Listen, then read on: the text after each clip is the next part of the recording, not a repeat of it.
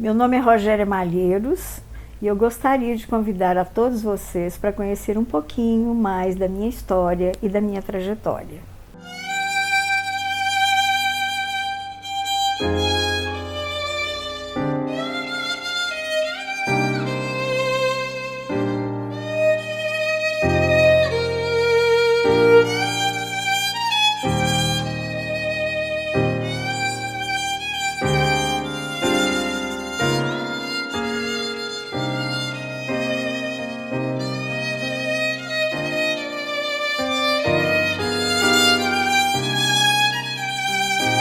Meu nome é Rogéria Maria Malheiros Leão. Eu nasci em Itabirito em 1953, no dia 16 de outubro. Sou uma libriana. Bom, eu venho de duas famílias, a família Malheiros da minha mãe e a família Leão do meu pai. Então, do lado da minha mãe, né, Maria do Carmo Malheiros Leão, ela foi casada com meu pai, que chamava-se Sidney Teixeira Leão. Eles foram casados durante 10 anos, tiveram 3 filhas, eu sou a mais velha, a minha irmã do meio, Maria Eugênia, que já subiu, e a Cláudia, que é a caçula e mora aqui em Belo Horizonte.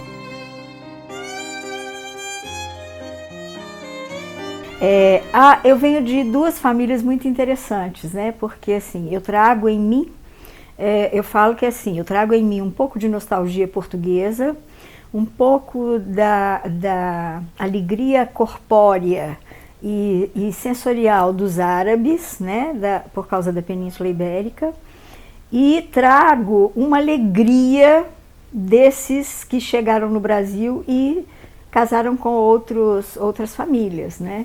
Então, eu venho de uma família extremamente alegre, tanto dos Malheiros quanto do Leão, bem ligado à arte, à cultura, né, a movimentos culturais, tios, avós, né, o avô, minha mãe, que foi uma cantora, né, meu pai, que fizeram parte de um grupo de teatro em Itabirito há muitos anos, nos anos 50, né, e então eu trago um pouquinho da genética de cada um, né, tanto na questão física, né, eu tenho coisas do lado Leão e coisas do lado Malheiros, quanto dessa questão que nos acompanha, que é essa alegria de viver.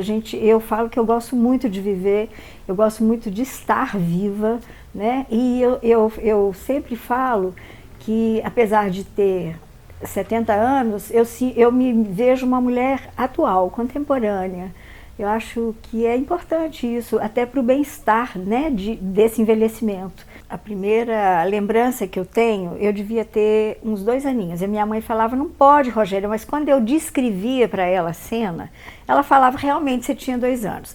Eu lembro assim, eu no colo do meu avô, no colo não, aqui, nas costas do meu avô, pequenininha, chorando, vendo o meu pai fantasiado, a minha mãe fantasiada, eles estavam fantasiados de Pierrot e Arlequim, e eles estavam saindo de casa, eles estavam saindo escondidos, eles deram a volta para passar pela cozinha para eu não ver, só que eu estava na sala, e na porta da sala tinha tipo uma gradezinha com um vidrinho, e esse vidro estava aberto.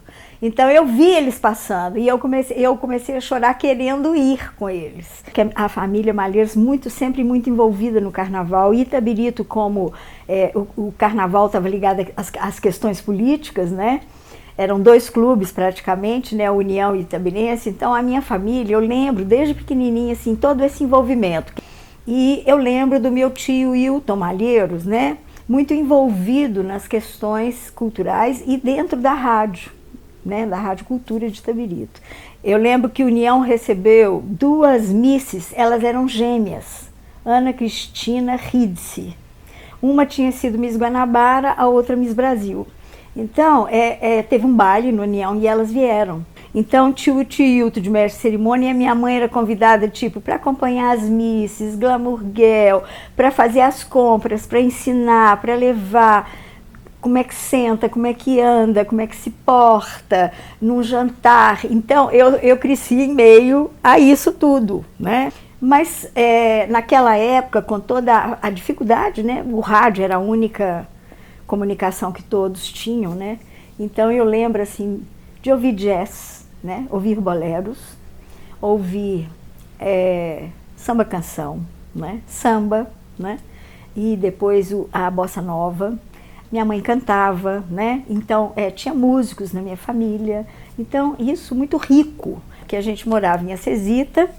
Meu pai e minha mãe trabalhavam na Acesita Aços Especiais. Então, as férias eram na casa de vovô e vovó. Então, era um tempo na casa de vovó Olímpia, que era a mãe da minha mãe, e um tempo na casa de vovó Luísa, que era a mãe do meu pai, né? O meu pai era o filho único dela, homem. Então, ela era apaixonada com ele. Ele era um homem extremamente inteligente, sensível, extremamente ligado à cultura, ele lia muito, ele era um leitor voraz, e isso veio do meu avô, Leão. Tia Lili foi professora, tia Ruth professora, e o papai foi técnico em alto forno. E aí eu lembro de olhar a quantidade de livros que a gente tinha. Era uma casa de livros e de discos, aquelas bolachas, né? Então, e rádio, né? Porque minha mãe ouvia rádio, minha mãe cozinhava cantando, meu pai assoviava, que era uma beleza. Ele me ensinou a dançar, olha para você ver. Ele me punha no pé dele e falava, você está dançando isso, você está dançando aquilo. Eu tinha 8 anos, né? Quando meu pai morreu. Eu lembro que assim, estava chovendo, e aí eu lembro que eu acordei, e quando eu fui abrir a porta do quarto para sair, eu escutei vozes, umas vozes. E eu parei e fiquei escutando, e eu lembro de ter ouvido a voz do tio Wilton e a voz do meu avô Chiquinho, e a voz de um médico de Itabirito, que inclusive me trouxe ao mundo, o Dr. Hélio Basso, que não está mais aqui. Eles estavam conversando. E aí eu lembro que alguém falou assim, como que vai fazer com as crianças? E aí eu antenei. E o Sidney tem que avisar que o Sidney... Então, assim, dando ordens, tipo assim, você vai para a casa de Dona Luísa e Solião, você faz isso, entendeu? Tipo assim. E eu cheguei na sala de pijaminha, eu lembro que eu estava de pijaminha. Cheguei na sala e falei, o que aconteceu? Houve um acidente, né? Seu pai e sua mãe estavam vindo buscar vocês, houve um acidente e seu pai está muito machucado, sua mãe também, então nós temos que rezar, pedir Nossa Senhora para dar tudo certo e para fazer o que é melhor para eles. Isso assim, com uma voz muito tranquila, e eu escuto isso até hoje. A ficha caiu muitos anos depois, numa sessão de psicanálise. Mas assim, de repente você tem uma família tão linda, tão amorosa e tão presente, pai, mãe, alegre, muita alegria, muita autonomia infantil, assim, até ali, né, no limite. Uma casa, um quarto, bonecos, brinquedos, livros, né? E de repente você não tem mais. E eu nunca mais voltei lá. E foi um choque não só pra gente, né? Mas para Itabirito, porque foi um acidente aéreo, né? Em que minha mãe sobreviveu, só Deus sabe por que ele botou a mão, né? E ela ficou muito tempo machucada, bem machucada, ela quase morreu, né? E o piloto e meu pai morreram assim de imediato. E foi né? Um acontecimento assim. E a minha chave só foi clicar, voltar para o normal, ela só foi virar e eu entender perda e essa porque tira, né, da sua vida, assim, tira sem explicação. E como as pessoas mais velhas não conversavam com crianças sobre a morte, né, isso ficou assim um buraco dentro da minha alma. Mas hoje o buraco tá tampadinho, né, cheio de flores e árvores e com boas lembranças. Foi uma relação que durou até os 8 anos, né? Porque depois a gente ficou separados, a gente só encontrava em férias e feriados, e Natal, e Réveillon, essas coisas, cada uma com uma família. Claro que a ética familiar era uma, mas o jeito de estar ali naquele momento e de vivenciar e de ser educado foi diferente, né? E aí a gente só retorna o encontro quando a minha mãe casa de novo. Eu tinha já 17 anos, né? Então, eu perdi, né, com as minhas irmãs, elas também perderam, a gente se perdeu um pouco. Então a gente virou quase que primos, né? Primas. E naquele tempo, uma mulher, zero à esquerda, né? Meu avô queria que minha mãe ficasse em Itabirito. Ele falou, vou construir uma casinha para você, você mora aqui. Minha mãe falava assim, não, eu não quero morar aqui, eu quero ter a minha casa, eu quero ter as minhas coisas, eu quero continuar trabalhando. E aí ela ficou em Belo Horizonte, trabalhando na Cesita, né? A Cesita fez a transferência dela para cá. Mas aí ela foi se fazendo, né? Fazendo, inclusive, agora só, né? Uma mulher que perde o marido, né? Não que a minha mãe fosse submissa ou dependente. Minha mãe sempre foi independente. Mas assim, porque eles eram bem modernos para a época, o casal Mimita e Sidney. Quando a minha mãe casou de novo, que a gente se junta, foi muito complicado, foi muito estranho, porque a gente teve que se redescobrir irmãs, né? E cada uma de um jeito, né? Cláudia muito tímida, muito calada, né? Até hoje ela é assim, que foi o jeito também que ela achou de avançar. E Maria Eugênia, assim, bem leão, né?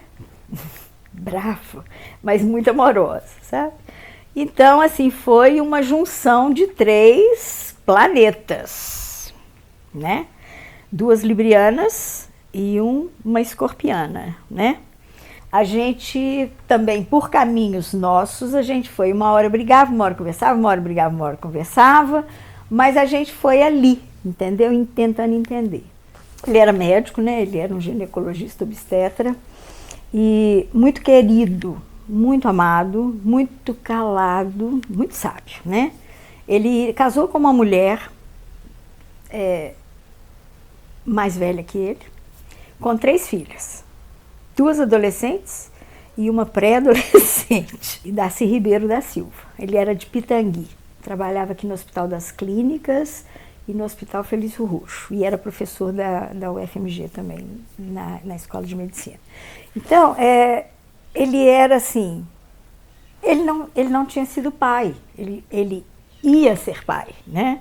Então, ele muito sábio, porque ele enfrentou todos os conflitos e a maior conflitante era eu. Muito atrevida, né? Muito, assim, e eu tive muito ciúme da minha mãe, muito ciúme, mas muito. Então, eu aprontei muita confusão. E ele foi conquistando, sabe, a gente. Cláudia apaixonou com ele desde o primeiro dia que viu, né? Agarrou nele, né? Ele era doido com a Cláudia. Ela foi criada praticamente por ele, né? E eu e Maria Eugênia casou, foi morar fora, mas eu fiquei na casa ainda um tempo, né? Com a mamãe e com ele. Então, assim, ele foi me conquistando, né?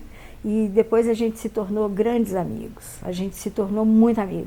Ele era meu confidente, ele virou meu confidente, né? E eles ficaram 26 anos casados. Você vê, minha mãe ficou casada com meu pai 10 anos e fez boda de prata com o meu padrasto e ficou mais um ano casada com ele. Como eu morava com um tio que era gerente de banco, a gente viajava muito, mudava muito, né? Então eu morei em vários lugares. Quando eu vou morar em Divinópolis, que eu estudei lá um tempo, e volto para Belo Horizonte, que vou estudar no Colégio Central, é que eu começo a me formar com essa consciência política, né? Que a gente chama de esquerda, mas que eu nem falo que é de esquerda, é democracia, democrática, é uma educação democrática, né? Da maioria, que eu falo assim, do conviver com a maior parte, né? E de defender esses direitos, né? Que são para todos, mas que nem sempre acontecem, né? Na prática. Naquela época, o vestibular da UFMG era unificado, era no Mineirão. E era todo mundo no mesmo dia, né? E você tinha 2 opções de cursos, né? E eu lembro que eu passei para os 2 cursos, assim. Só que eu optei por História. E foi a melhor coisa que eu fiz na minha vida. Acho que assim, eu não me arrependo de nada, assim. Entre os 17 aos 25, 27, eu peguei, né, o final dos anos 60 e os 70, né? Então, eu lembro assim, quando eu estava em Lafayette, em 1964, eu lembro que meu tio ele chegou mais cedo do almoço e a gente achou estranho, né? Por que ele chegou cedo? E aí ele contou, vai ter uma revolução. Eu tinha 10 anos, 63, tinha 10 anos. Eu já estava morando lá em Lafayette com eles. Então, olha só, eu lembro que ele ligou a televisão pra gente ver. Eu lembro eram muitos soldados, com aqueles capacetes ainda redondinhos que eles usavam, né? Aquele uniforme antigo. E muitos tanques. E falava-se muito de um general Olímpio Mourão, né? E eu lembro que eu perguntei ao tio João, falei, o que está acontecendo? Ele falou assim, é uma revolução, eles vão tomar o poder. Então eu vi o golpe assim na televisão. E eu lembro que eu fiquei muito assustada porque eu perguntava assim, mas é igual filme de guerra? E o tio João falou, são tanques de guerra. E eles estão saindo de Minas Gerais e indo para o Rio de Janeiro. Mal sabia eu que eu me tornaria uma defensora, né, dos direitos democráticos e que lá na frente eu atuaria, né? Então, e na Fafiche eu me engajei mesmo e trabalhei muito duro, a gente tinha mimeógrafo, ficava rodando mimeógrafo, né? Então eu participei do encontro da UNE anos depois que ele foi proibido, lá em São Paulo, né? Que todo mundo foi preso. E a gente fez aqui, né? Nós fizemos aqui, na universidade, na faculdade de medicina. Então, eu fui presa, né? Aí eu lembro que o delegado do DOPS, né? Era o Prata Neto, você imagina, né? Então tinha triagem, eu nunca senti tanto medo na minha vida, tanto medo. Meu casamento é muito interessante. Aliás, tudo na minha vida, Thelma, é muito engraçado. Hoje eu acho engraçado, né? Primeiro dia de aula na Fafiche, eu cheguei, perguntei onde que era, subi, era o 3º andar. E aí eu entrei e falei, mas e a sala? Aí a pessoa falou comigo assim, vai batendo na sala e perguntando. Sabe quando você abre uma porta que você dá uma geral, assim, um olhar geral? Eu lembro que eu vi esse rapaz de barba, né, parecendo um revolucionário andino. Mas passou, né? Achei minha sala, me enturmei, enfim. E vi esse moço lá depois várias vezes, né? Um moço muito interessante. E aí um tempo depois a gente se encontra de novo em festa de amigos e aí começa aquela, né? Conversa vai, conversa vem. E aí fui morar com ele, né? Fui morar com ele. Primeiro eu viajei, antes de morar com ele, eu fui embora em 77, em 77 eu formei. Em 78 eu fui embora do Brasil, fui para Portugal. Eu quis sair do Brasil, eu estava com muito medo. E ganhei uma bolsa de estudo através do consulado e fui fazer história ibérica. Fui para Portugal e fiquei lá 2 anos. Mas um dia, a minha amiga de quarto, que era uma equatoriana, falou comigo assim, recebi uma carta de um amigo meu do Equador e na conversa aqui, ele estudou no Brasil, você conhece, você nunca ouviu falar dele? Eu falei, não sei, eu estudei na Fafiche, onde que ele estudou? Ela falou, ele fez arquitetura. Quando ela falou o nome dele, eu falei, é o moço? É o moço que eu quero para minha vida? E aí ele me descobriu, né, de onde ele estava no Equador e eu estava na Europa. E aí ele falou, vem para cá. Eu falei, eu não tenho grana, eu vim para cá estudar. E se eu vou falar para minha mãe e para o meu padrasto que eu vou para aí, eles vão me matar. Porque eles falam, você vai estudar, Rogério. Eu falei, não, vou estudar, né? E aí eu fui parar em Guayaquil. Patrício Alejandro Avelã Molina. Aí fiquei lá uns meses, depois voltei. Aí quando eu voltei, eu já engravidei do Lucas, né? Que eu só tenho um filho, que é o Lucas. E aí resolvemos ficar juntos. Voltamos para o Equador para morar lá. Casei na embaixada E e bacana que sabe quem que era o embaixador do Equador? Eu falo que é um espetáculo. E assim, aí ficamos aqui um tempo, voltamos para lá, depois aí o casamento não deu certo, voltei para cá. Em 84 eu venho embora, fico em Belo Horizonte, que minha mãe morava aqui, né? Eu chegando com o Lucas. E aí eu fiquei um tempo aqui. Aí quando foi em 87, o Patrício morre lá no Equador, né? Ele já tinha uma outra família, eu já estava aqui. Falei, bom, então agora eu preciso resolver o que eu vou fazer da minha vida, né? E aí eu falei, bom, eu formei em História, então eu vou trabalhar com História, vou dar aula, né? E estava muito difícil aqui em Belo Horizonte conseguir dar aula. Eu cheguei até a dar aula nas escolas.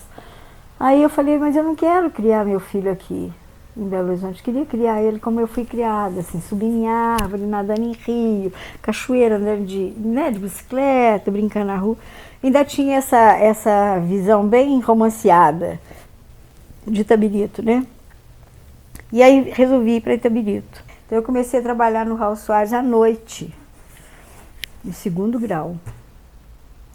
E depois uma outra diretora que não me conhecia, mas que ficou sabendo que tinha chegado uma pessoa formada em História pela UFMG, papapá, com pós-graduação, com especialização. Ela falou assim, ela foi lá no Raul Soares me buscar e falou, não, você não vai ficar aqui, você vai para o Intendente de Câmara. E eu trabalhei muitos anos no Intendente de Câmara. Depois eu fui trabalhar no ISAP, né? Fiquei muito tempo lá, acho que eu fiquei 15 anos no ISAP, dando aula de História. E terminei a minha carreira de professora no Estado, né? Eu dei aula na Dona Rosa também, um tempinho, acho que foi 1 ano, 2 anos, não sei. Eu fui uma professora muito enérgica, no sentido de... Eu preparava as aulas com tanto carinho, eu sempre gostei tanto de dar aula de História, que eu queria que as pessoas ouvissem, sabe?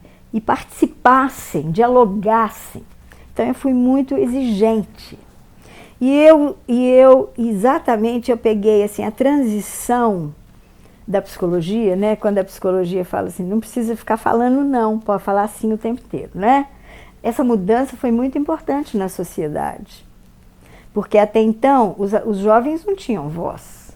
E História é uma disciplina que ela exige a participação, é um diálogo, é o tempo inteiro. Mas você tem as interpretações, né? Tem as ideologias. História trabalha com isso o tempo inteiro. A princípio eu fui muito criticada pelos pais, pelos diretores. Muitos pais quiseram me tirar das escolas porque eu tinha um jeito de ser diferente, né? Porque eu me vestia assado, porque eu falava assim, né? As minhas provas eram muito difíceis, entendeu? Porque não podia decorar, né? Não tinha decoreba. E aí eu passei muito aperto, sabe? Assim, e aí eu percebi que eu estava numa cidade que eu, apesar de ter nascido e ter vivido um tempo, era uma sociedade bem fechada, né? Bem elitizada. Quando eu vou dar aula no Intendente de Câmara, eu pego uma diretora, disciplina rígida, né? Mas muito ética. Então ela falou, as aulas de História são suas, você tem autonomia. E o que você precisar de material, de qualquer coisa, você me fala. E naquela época a gente podia escolher os livros que a gente ia adotar. Isso era muito bom. Então comecei a usar uma metodologia diferente, as provas completamente diferentes, não tinha mais questionário, ninguém tinha que pensar, né? Você tem que pensar, olha o mundo que você vive, olha o seu entorno, né? Ninguém vai te salvar, você se salva, né? Você, pessoa, então assim, que mundo que você vive, quem está no seu entorno? Itabirito não é só aqui, querido, tem lá fora, né? O mundo é maior, né? Não é até o Rio das Velhas, nem atravessar a ponte. Todas as vezes que eu vou em Itabirito, porque eu moro perto de Itabirito, mas não dentro de Itabirito. Então, todas as vezes que eu vou em Itabirito, todo mundo sabe disso. É assim, ei professora. E é uma mãe que para e fala assim, olha, minha filha formou por sua causa. Ó, minha filha fez isso por sua causa. Então, eu fico pensando que assim, valeu a pena tudo. Pois é, então, meu querido Lucas, meu filho lindo, amado, meu único, né? Lucas está com 43 anos, né? Cabeça grisalha, barba grisalha, é um rapaz muito bacana, a gente tem uma relação muito bacana. É mãe e filho, mas a gente tem uma individualidade, um respeito tão grande um pelo outro que até assusta. Mas o Lucas é um homem, é um ser humano bacana, ele é um homem íntegro, sabe? Assim, ele é muito sério, é um bom profissional, ele trabalha com crossfit, com Krav Maga, ele é personal trainer, né? E muito preocupado com as questões, né, a saúde, o corpo, enfim. E é um ótimo profissional, todo mundo admira e gosta muito, enfim. E é casado com a Natália, que é uma menina super tranquila, assim, na dela, super caladinha. Ele se completa mesmo, eu acho bonitinho, porque o Lucas é mais expansivo e ela é mais introvertida. Os últimos anos, principalmente de 18 até durante a pandemia, né? Eu olhava para trás e falava assim, gente, a gente conquistou tanta coisa, né? É claro que ainda temos muita coisa que conquistar, tanto as mulheres quanto a população negra, quanto os povos originários, quilombolas, enfim, brancos pobres, pretos pobres, né? As mulheres, a gente tem muito a conquistar, mas a gente caminhou, a gente avançou nesses anos da pandemia, que eu falo que foi uma coisa tão violenta. Primeiro, a gente vivendo num país que a gente não sabia, não entendia o que era aquilo, né? Que era isso que estava acontecendo? Como que pessoas eram essas que estavam nos governando, né? Pessoas insensíveis, eu não sei, que tratavam naturalizar a morte, né? Banalizaram a dor, banalizaram a cultura, detonaram a educação, fecharam teatros, fecharam escolas, enfim, não dá para entender, fechou tudo. E a gente vendo as mortes, né? Bem próximas, né? Eu, assim, na minha família não perdemos, mas assim, muita gente querida e gente conhecida e pessoas, alunos, ex-alunos, ex-amigos, né? Amigos, ex-companheiros, ex-companheiras de caminhar, enfim. Então, nesse tempo todo, os meus 67, 68, 69, 70, eu falei, gente, eu não estou acreditando. Teve uma hora que eu falei, bom, eu quero viver. Como eu fiquei isolada dentro de onde eu moro, né, que é um condomínio, claro que contato com a natureza, e isso me salvou muito, bichos, árvores, água, né, plantas, caminhar ao ar livre. E aí eu voltei para as habilidades manuais, eu comecei a bordar, eu comecei a escrever, eu vi muitos filmes, muito documentário, li pra caramba, a chave virou, né, e eu não quero nem julgar aqui se está sendo bom, se não está sendo bom. Virou. O importante é que a chave virou, a democracia foi resguardada, né?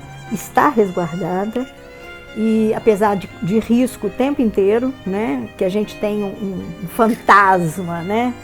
Forte rondando, e aí eu fico pensando assim, tudo que eu vivi, tudo que eu fiz em termos da minha formação como cidadã, como mulher vivendo no Brasil, na América Latina, ficou tão firme, tão consolidado, sabe, que o tiro sai pela culatra. Assim, eu não vou permitir, sabe, que me derrubem. Mas é isso, o mais é isso, agradecer a vida, a força, a coragem, né? E não deixar de falar, né? Não deixar de sentir, nem de questionar, né? E nem de exigir.